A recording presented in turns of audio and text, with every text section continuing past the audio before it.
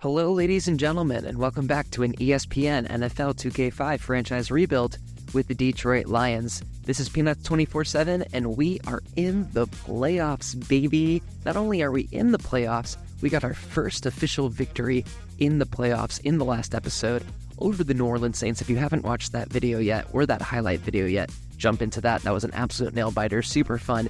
Came down to the absolute last second. I invite you to watch it if you haven't already, but this episode, we are taking on the Minnesota Vikings for the third time this season, and we're doing it without Deshaun Foster. Yet again, he did suffer a torn Achilles in that wild card matchup against the Saints, and now we are on to face the 1 seed overall Minnesota Vikings. Now I'm going to talk about just Duante Culpepper right here, because we just acknowledged Duante as the MVP of the league.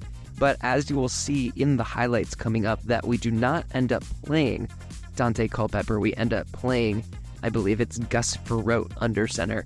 Now, ESPN NFL 2K5 does this sometimes. It's a well-known glitch in the game that it messes with the depth chart. I actually had to check my depth chart as well because it got a little bit scrambled, not as scrambled as the Vikings depth chart was. Now, I got some great advice from the community that's already on the channel about how to fix up those depth chart issues, so if and when we ever discover this again, we're going to hopefully be able to fix it in real time. I know that in past franchise runs, I sometimes when we play the Packers, Brett Favre wouldn't play very mysteriously, so hopefully that's going to be something that we address moving forward in the future. But we are well versed against playing the Vikings. We've beaten them already. Out of their 4 losses, 2 of them belong to us, so we're hoping to go ahead and do it for the 3rd time.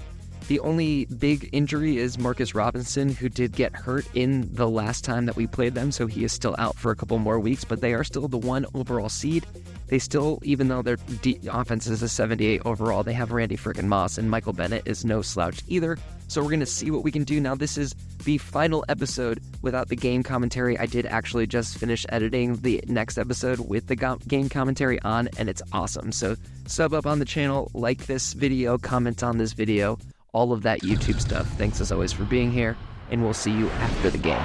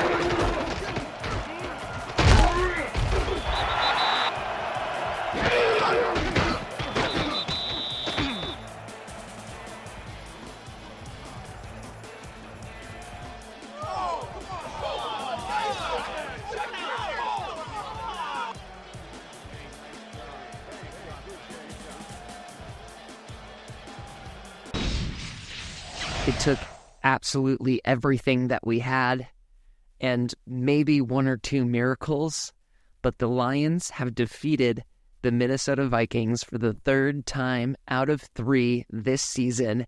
An absolute miracle of a feat.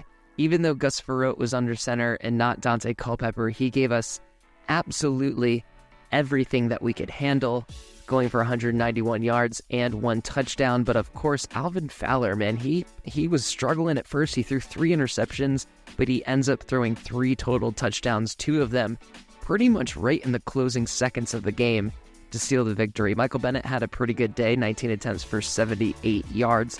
He was also able to get into the end zone for a touchdown in this one, but Najee Davenport held his own. Not the best game he's ever had, but he definitely held his own, filling in for the injured Deshaun Foster once again. Look at Roy Williams keeping up with Randy Moss, and it took him 6 less receptions. So Roy Williams was all about the deep ball. He was only thrown to 6 times, and he had 5 receptions, so that's pretty efficient. He got into the end zone once, and he did have a lot of deep receptions. We learned our lesson this time. No celebrating before we got into the end zone.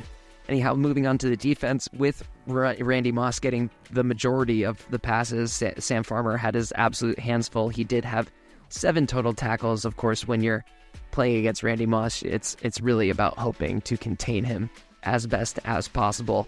On the sack front, if you haven't figured it out by now, we are controlling some guys on the defensive line. Sometimes we've talked about this in the live playthroughs.